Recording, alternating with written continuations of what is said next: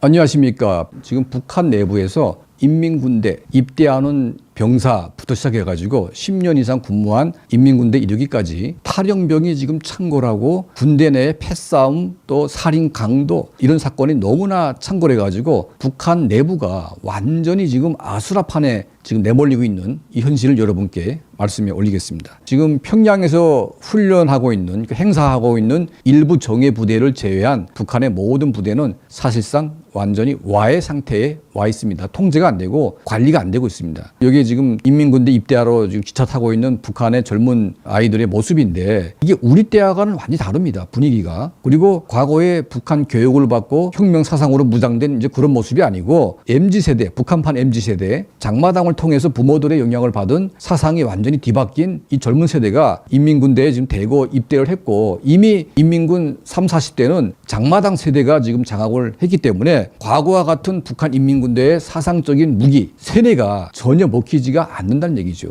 이런 환경 때문에 북한 인민군대가 지금 김정은을 지키는 것이 아니라 김정은을 공격할 수밖에 없는 이제 그런 나락으로 지금 빠지고 있다. 이런 생각을 하게 됩니다. 지금 올해 인민군대 입대하는 병사 수가 15만 명을 모집을 해야 되는데 이 모집이 안 돼가지고 추가 모집을 하고 있다는 내부 정보가 들어왔습니다. 현재 인민군대 정규 병력은 120만으로 추산을 하고 있습니다. 비공식적으로 150만까지 보고 있고 황장엽 비서는 187만의 정규군을 유지하고 있다 이런 주장을 했는데 이거는 공식적으로는 120만이지만 실질적으로 총을 둔 군인들을 총 다 합하게 되면 180만이 넘는다 이런 이제 노동당 중앙위원회 비밀 자료를 본 적이 있다. 이게 뭐냐면 인민군 정규 무력 외에 사회안전성, 그러니까 경찰이죠. 사회안전성 병력, 그 속에 속혀 있는 경비대, 그리고 국가 보위성, 이 보위성에도 이제 무력이 있습니다. 기타 등등의 뭐 민간 기업소 병력 무력까지 다 합하게 되면 약 한 200만 명 가까이가 지금 총을 들고 서 있다고 합니다. 그러면 대한민국 국군이 60만 안팎인데 대한민국 경제력의 40분의 1밖에 안 되는 북한에서 대한민국 국군의 2배, 3배가 넘는 병력을 유지할 수 있을까요? 없을까요?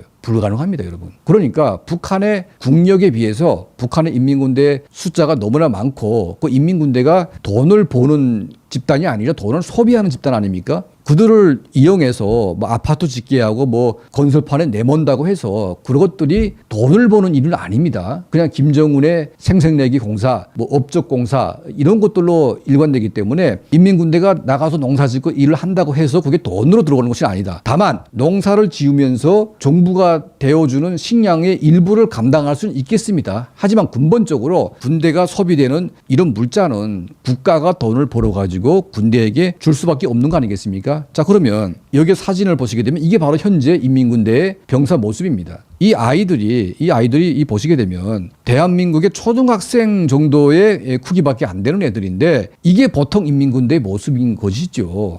자, 이게 그 먹지 못해가지고 완전히 이제 그 비리비리 하고 있는데 우리가 뭐 행사 때 보는 인민군대 특수부대 이 정규 무력하고 일반 북한의 인민군대를 구분해야 됩니다. 실제의 인민군대의 실태는 뭐냐면 바로 이런 모습이 바로 인민군대의 모습이다. 영양실조 군대라는 거죠. 자, 그러면 인민군대한테 옷은 입혀야 되겠지요? 그리고 인민군대 훈련하는데 젊은 아이들이다 보니까 신발도 1년에 3컬레 이상은 공급을 해야 됩니다. 군복 1년에 몇 벌은 줘야 됩니다. 여름에 뭐 땀 나는데 그거 하나만 입고 다닙니까? 이 군복까지 팔아가지고 돈을 벌기 때문에 병사들에게 군복도 못 입히는 부대가 많다는 얘기죠. 자, 여기에다가 식량이 몇 년 동안 지금 계속 축소가 되면서 인민군대 식량 공급이 지금 안 되고 있습니다. 그러니까 중국으로부터 러시아로부터 이제 밀가루를 수입에다가 맞추고는 있지만 만성 영양 결핍에 지금 시달리다 보니까 이제는 영양실조에 걸리는 인민군대가 과거처럼 그냥 앉아가지고 죽는 게 아니라 이판사판 도망을 치거나 아니면 도둑질을 하거나 도둑질을 하는 과정에 강도가 돼가지고 사람을 죽이거나 자, 이런 무질서로 갈 수밖에 없는 거죠. 왜냐면 내가